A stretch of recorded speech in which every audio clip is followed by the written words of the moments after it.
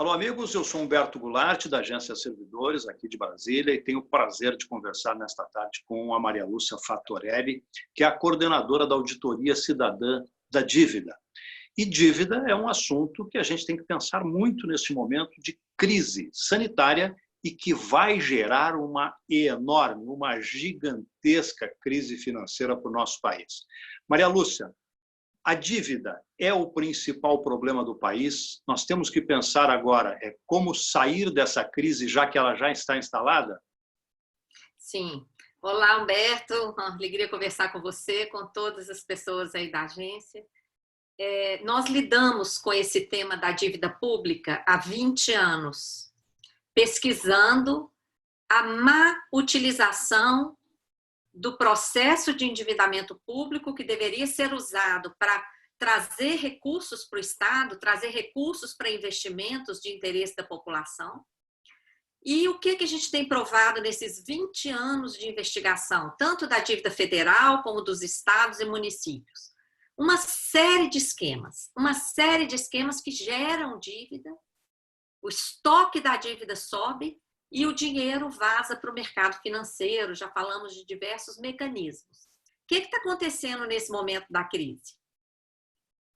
Em vez de suspender o pagamento dos juros dessa dívida e instalar imediatamente uma auditoria para separar o que é dívida mesmo e o que são esses esquemas que fazem o estoque subir, o que estão fazendo? O contrário.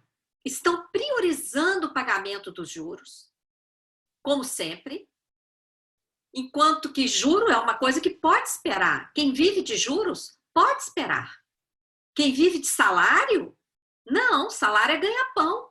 E quais as propostas do governo? Chegou a apresentar uma medida provisória para suspender salário por 4 meses. Depois, foi muita gritaria, já apresentou um outro projeto para suspender por 3 meses.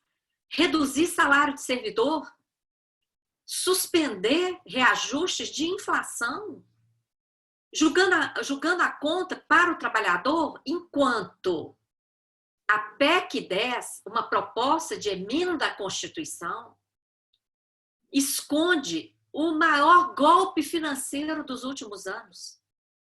A PEC 10 autoriza o Banco Central comprar papel podre que está em poder dos bancos há 15 anos. Olha o escândalo.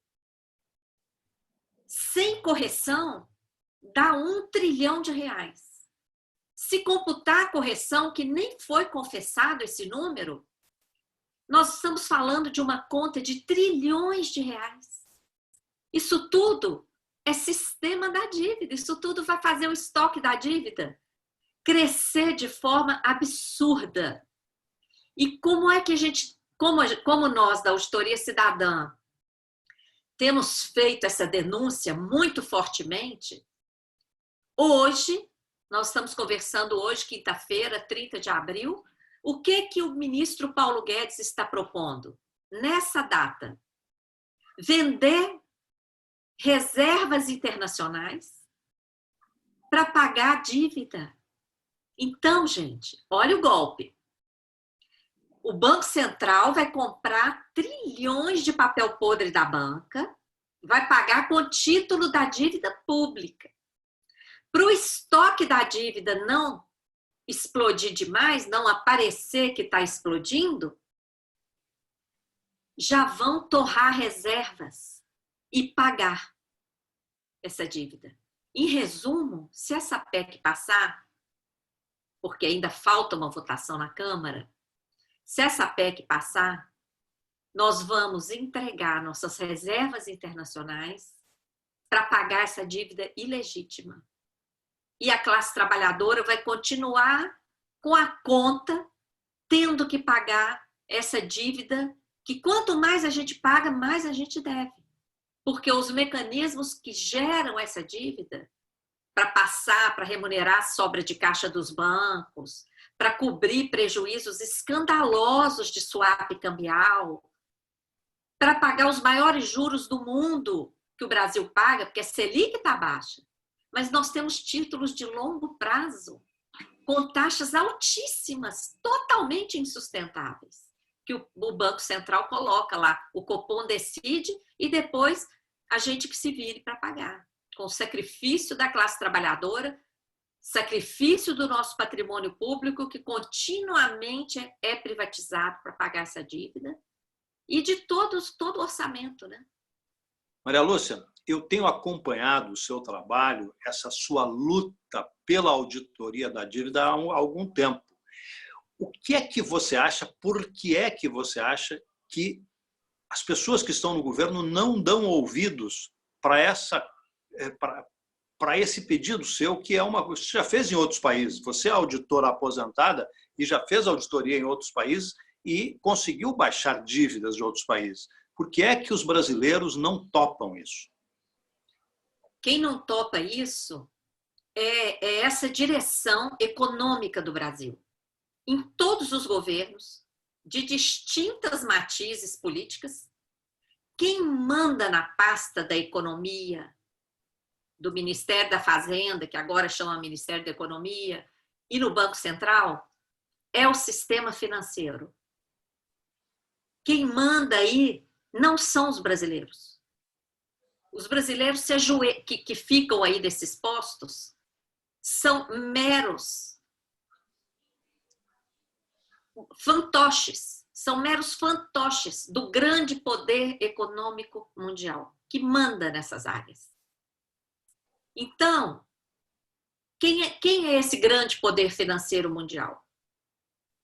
Está instalado no BIS, que a maioria das pessoas nem sabe o que é o BIS, porque esse sistema ele é muito esperto. Ele funciona nas sombras, para que ninguém conheça. Porque quando a gente nem conhece o nosso inimigo, qual é a nossa chance? Não é? Então, o BIS é uma organização privada, olha bem, uma organização privada.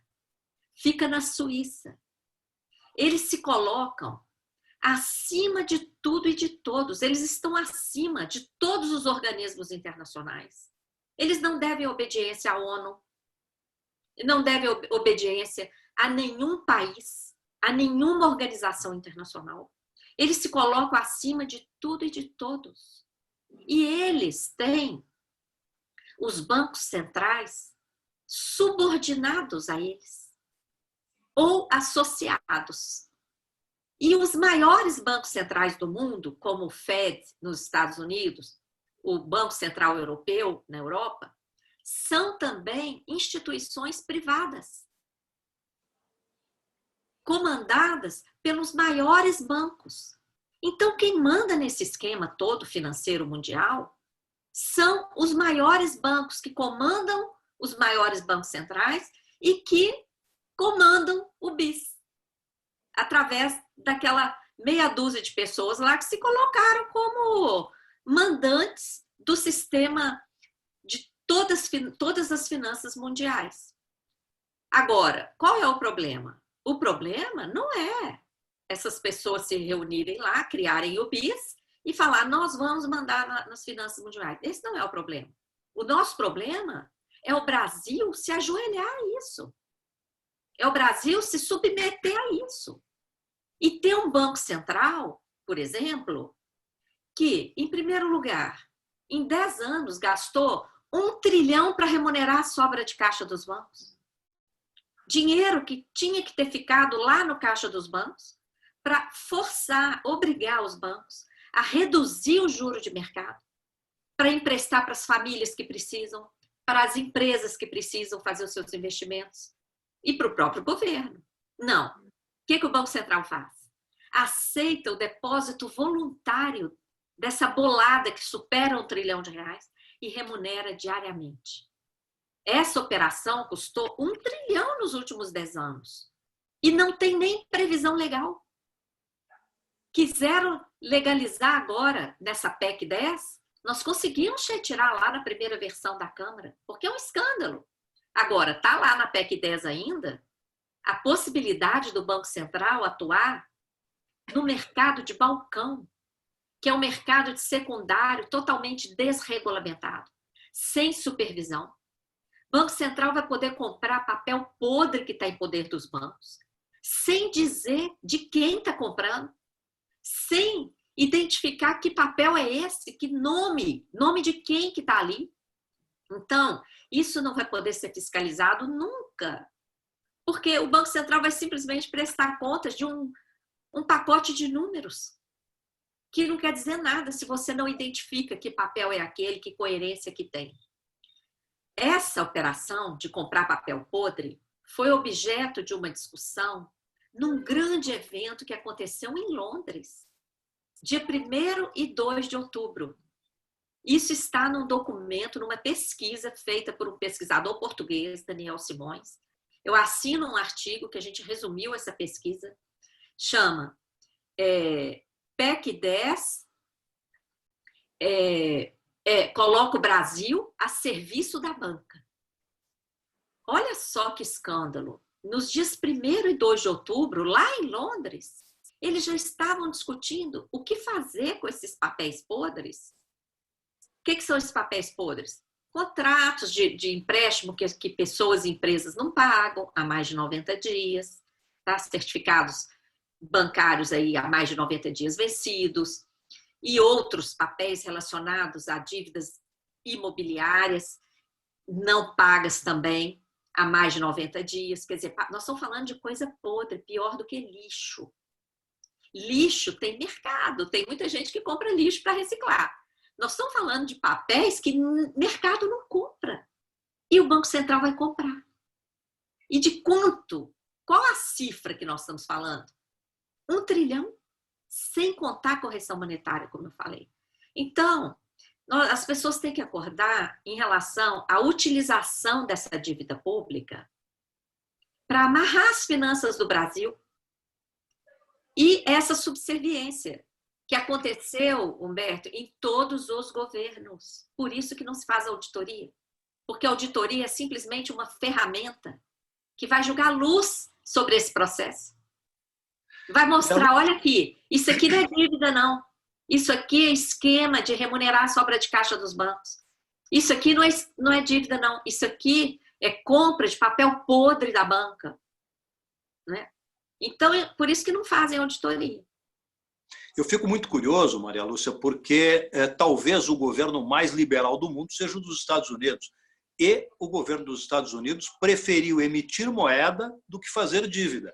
E o Brasil nem pensa nisso, não é verdade?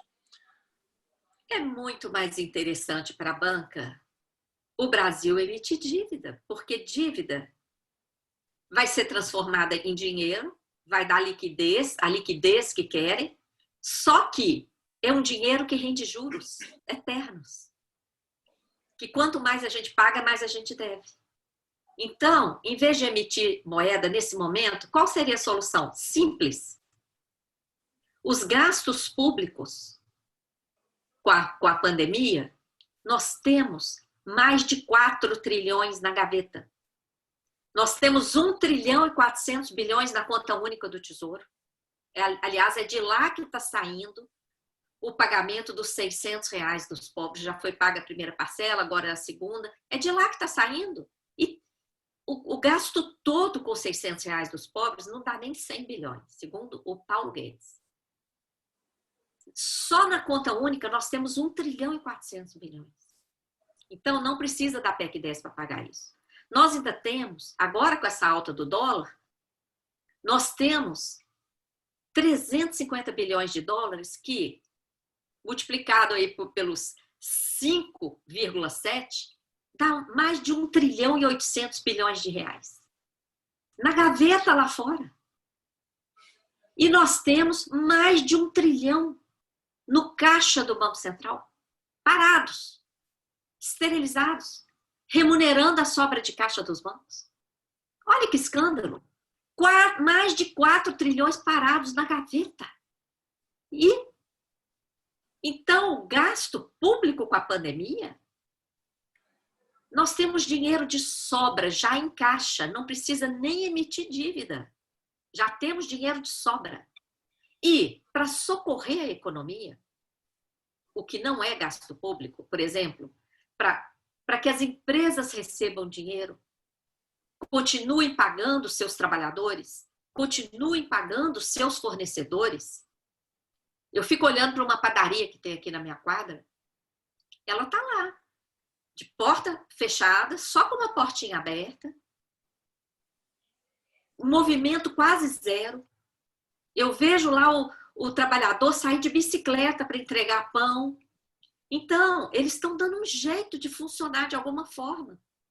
Agora, o movimento caiu brutalmente. Como é que eles vão pagar todas as pessoas que trabalhavam para eles? Como é que eles vão pagar o fornecedor da farinha e dos outros ingredientes que eles têm lá? E dos outros produtos que eles revendem? Qual é a solução?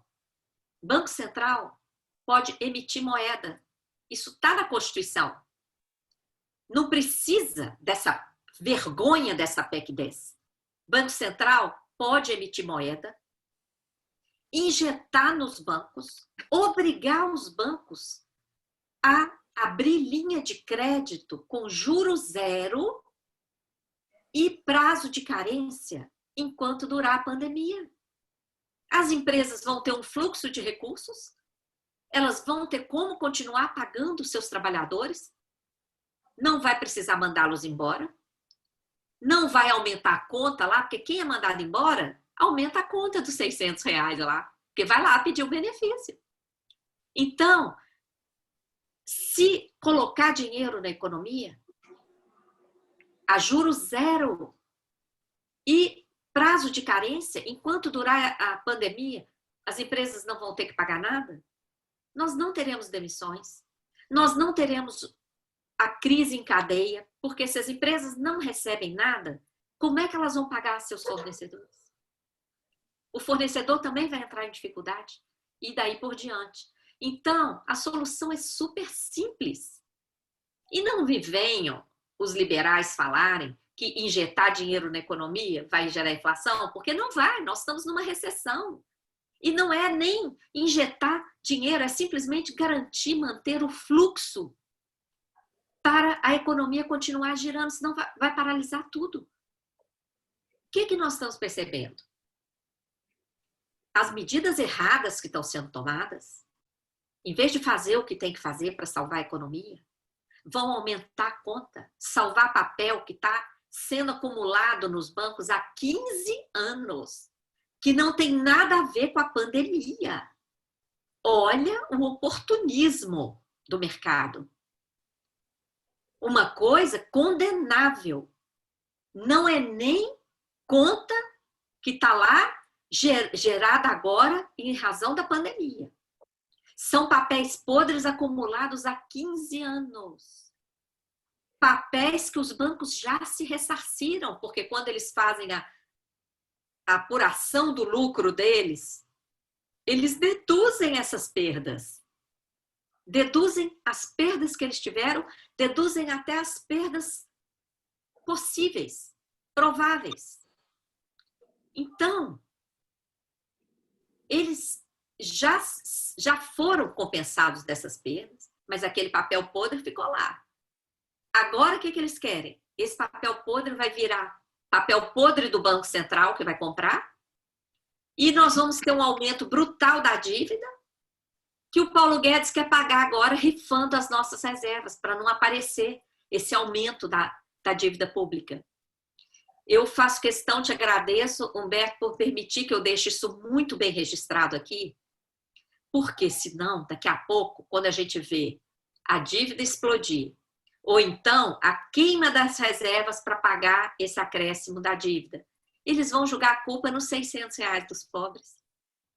Eles vão jogar a culpa nos hospitaizinhos de campanha que estão sendo criados por aí. E em outros pequenos gastos que só o que a gente tem em caixa dá de sobra para cobrir. Então é preciso isso ficar registrado. Maria Lúcia Fattorelli, eu sei que você tem outros compromissos, a conversa está ótima e eu gostaria só de deixar um testemunho aqui. Eu gostaria muito, particularmente, como jornalista, que a sua voz fosse ouvida pelas autoridades, porque você tem uma proposta e alguém poderia tentar, pelo menos, colocar em prática para que essas coisas funcionassem. Muito, muito obrigado pela entrevista e por compartilhar com a gente seu conhecimento. Agradeço, Humberto. Então, vou te falar. Para que essa voz seja ouvida, Nós temos que ter equipe econômica de fato comprometida com o Brasil. Enquanto a gente tiver equipe econômica dirigindo esse país comprometida com a banca, não seremos ouvidos. Nós temos que exigir que a equipe econômica assuma o compromisso com o Brasil e com os brasileiros e brasileiras. Muito obrigado. A Cidadã está à sua disposição sempre. Abraço.